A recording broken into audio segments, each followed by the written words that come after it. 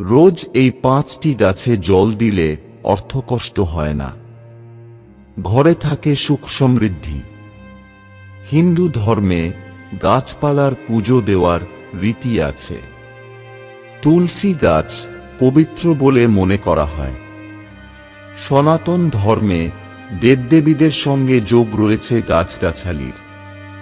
যেমন তুলসী গাছ নারায়ণ লক্ষ্মীর প্রিয়, তেমন বেল গাছ শিবের।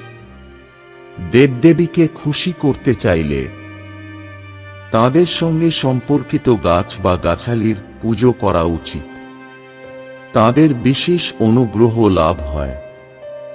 মা লক্ষ্মী তুলসী গাছে বাস করেন, আবার বিষ্ণু কলা গাছে থাকেন বলে বিশ্বাস। শাস্ত্রে গাছগাছালিতে জল নিবেদনেরও বিশেষ গুরুত্ব দেওয়া হয়েছে। গাছগাছালিতে জল দিলে অনেক সমস্যা থেকে মুক্তি পাওয়া যায়। এর পাশাপাশি অর্থ সংক্রান্ত সমস্যারও সমাধান হতে পারে।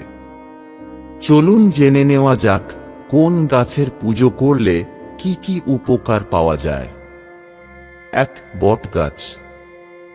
শাস্ত্র অনুসারে বটবৃক্ষে ত্রিমূর্তি বাস করেন বলে বিশ্বাস। ব্রহ্মা, বিষ্ণু ও মহেশের আশীর্বাদ পেতে প্রতিদিন বটগাছে জল নিবেদন করুন। এতে সব সমস্যা থেকে মুক্তি পাওয়া যায়। 2. অশ্বত্থ গাছ। হিন্দু ধর্মে অশ্বত্থ গাছের বিশেষ গুরুত্ব রয়েছে। কথিত আছে অশ্বত্থ গাছে সমস্ত দেবতাদের বাস। প্রতিদিন অশ্বত্থ গাছে জল নিবেদন করলে অর্থ সংক্রান্ত সমস্যার সমাধান হয়। 3. বেল গাছ।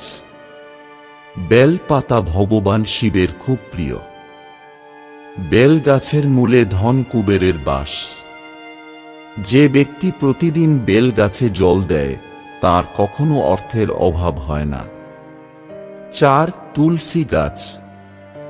হিন্দু ধর্মে তুলসীকে অত্যন্ত পূজনীয় বলে মনে করা হয়। কথিত আছে যে তুলসী বিষ্ণুর খুব প্রিয়। প্রতিদিন তুলসীতে জল নিবেদন করলে ঘরে সুখ, শান্তি ও ইতিবাচকতা আসে। 5. কলা গাছ। হিন্দু ধর্মে কলা গাছকে খুবই শুভ বলে মনে করা হয়। যে কোনো শুভ অনুষ্ঠানে বাড়ির বাইরে 2 পাশে রাখা হয় কলা গাছ। এই গাছে ভগবান বিষ্ণু বাস করেন। বৃহস্পতিবার কলা গাছের পুজোর সঙ্গে জল নিবেদন করলে আটকে থাকা কাজ শেষ হয়। বন্ধুরা, ভিডিওটি ভালো লাগলে লাইক করুন এবং আমাদের চ্যানেলটি সাবস্ক্রাইব করুন। ধন্যবাদ। আপনার দিনটি শুভ হোক।